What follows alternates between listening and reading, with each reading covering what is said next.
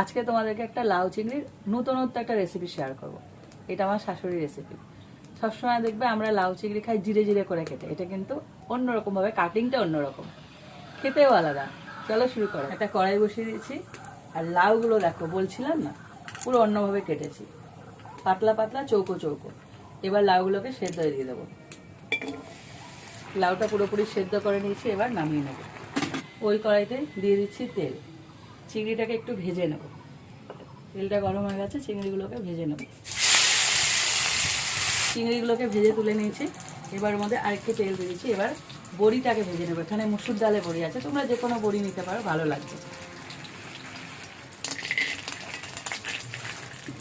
এবার ভাজতে একটু ভাজাভাজি হয়ে গেছে। এবার একটু তেল দিয়ে এর মধ্যে দিচ্ছি পাঁচফোড়ন।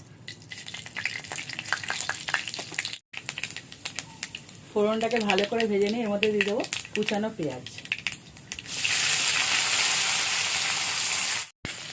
পেঁয়াজটাকে পুরো লাল করে ভেজে নিয়েছি। এবার দিয়ে দিচ্ছি টমেটো কুচি, একটু বেশি করে দিতে হবে। আর দিয়েছি কাঁচা লঙ্কা চেরা। একটা আদাকে এবার গ্রেট করে দেবো।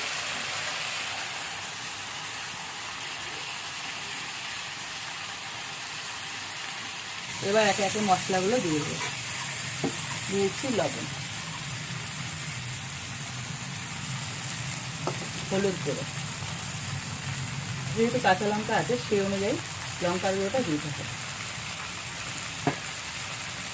জিরের গুঁড়ো।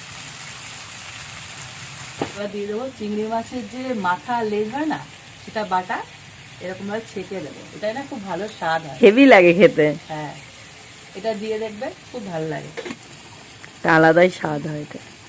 এই রসটা মানে জুসটা দেওয়ার পর খুব ভালো করে কষাতে হবে, না আসল স্বাদ ওখানেই লুকিয়ে আছে। আর ঠিক এই সময় দিয়ে দেবো ভাজা চিংড়িটাকে। দুটো স্বাদ একবারে নাকি? হ্যাঁ, পুরো কষানো হয়ে গেছে, তেলও ছেড়ে দিচ্ছে। এবার দিয়ে দেবো লাউটাকে।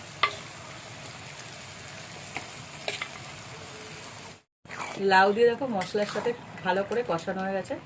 এবার এই রেসিপিটা একটু ঝোল ঝোল টাইপের হবে, মাখা মাখা না। দিয়ে দিচ্ছি জল। আজকে লাউ চিংড়ির স্পেশালিটি কি বলো তো? এই দেখো আমার গাছে, এটা হলো গন্ধরাজ পাতা, আমার হাতের সামনে একদম। আহা, দিচ্ছি ভাজা বড়িগুলো। এই দেখো, একটু ছিঁড়ে দিতে হবে, মাঝের যে শিরাটা ওটা দরকার নেই। পাতাগুলোকে দিয়ে দেবো, খুব সুন্দর একটা ফ্লেভার দেবে।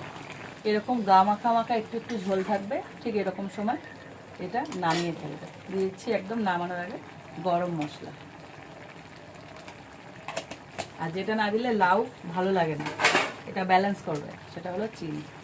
অবশ্যই দেবে, খুব ভালো লাগবে।